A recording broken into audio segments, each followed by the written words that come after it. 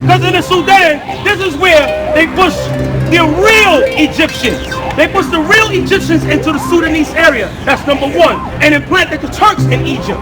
Number two, we know that when you deal with the Falashis, okay? The Falashi Jews. Understand this. We know that they were the first ones that were touched by the so-called white man.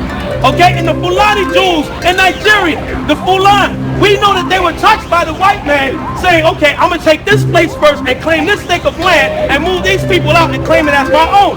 Okay? So this is why I asked you that from the people in Sudan, because we know what the real Arabs look like. The original Egyptians. And that's what the people in Sudan are. You understand? But the white man who was an Ottoman Turk who went in Egypt and claimed it as his own and said that he's an Egyptian, and went and claimed that place and took it for his own. So they do this all over, and what they do, they take people out their lands and claim it here and mix everybody up. It's like a game of cards. So nobody knows who the hell they really are.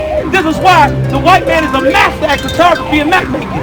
Because he takes it and stakes of land. I'm going to take this here and take that here. Once I claim this, I'll say I was here, I'll say they're over there. And we all get confused. Everybody on this planet Earth. Think about this. Because the Most High only made Moab and Ammon. Okay, when you see the Japanese and the Chinese, and out of those two people came all influx of different so-called Asiatic people.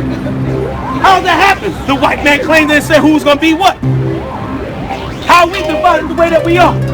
He said this is what y'all going to be like and this is what y'all going to do. Makes no sense. They tell you that Israel is in the Middle East, but there's no such place on any map called the Middle East. It's a man-made name.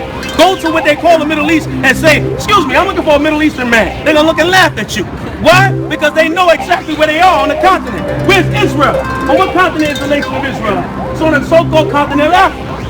Okay? So now when you understand that, it's in Northeast Africa. So being that it's on that continent, we get a better understanding through geography. How could the so-called white man, who's a so-called European from a whole nother continent, call himself a Jew? Huh?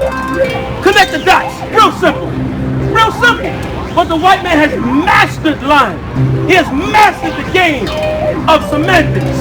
When he came over here to the Americas and went after you so-called Hispanics, who are native Indians, by the way, what did he do? When y'all beat him, they said, oh my God, it was a massacre. They gave you bad labels. But when they went and shot your women and children up and beat y'all, they said it was a great victory. That's semantics. That's what history does. Get you to believe the victim. And the victim falls down. But our people don't realize this, man. We are the children of Israel. So what you see here is nothing but love. This ain't no damn hate, man.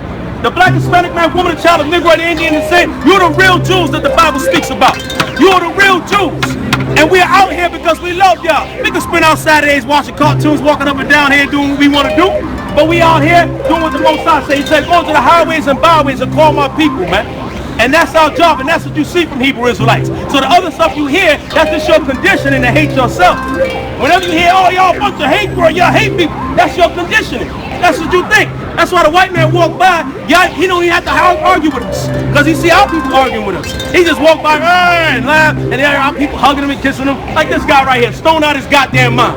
Now here's a question I can ask all of you. Guess what? And I'm going to show y'all something. All you blacks and Hispanics here, if it was Klansmen speaking, right? At a Klan rally, you got the Klan rally, yeah, that's right, white power, white power. I guarantee you, it wouldn't be one black man standing there. You know why it wouldn't be one black man? Because what they talking about say, look, we got to mash your ass out. We got to mash you out now. Because this is what we talking to our people, and it's our rally. But you see our conditioning? We let them live. Because the first thing popping up in our mind, I could go to jail, son. I could get locked up.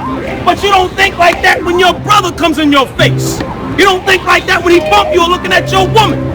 You ain't think about no jail. Look, what, you trying to punk me, son? I tell you what, every black and Hispanic man standing here with this bastard in front of you, you all been punked. You all been punked, man. So now, do as you will and as you wish when he goes down the block. Beat his ass. Beat his ass. Look, he's walking away. Praise the Most High. Praise the Most High, man. Beat his ass. Look, he's speeding off now. Look, the weed went off him. He's like, he gotta get a six pack now. No, I'm just letting you know, that's the reality of it. Now, see, understand this. The white man is very ingenious. He recognized it's time to go. You see that? He recognized it. He had to leave. Wake up, Israel. Thus saith the Lord, man.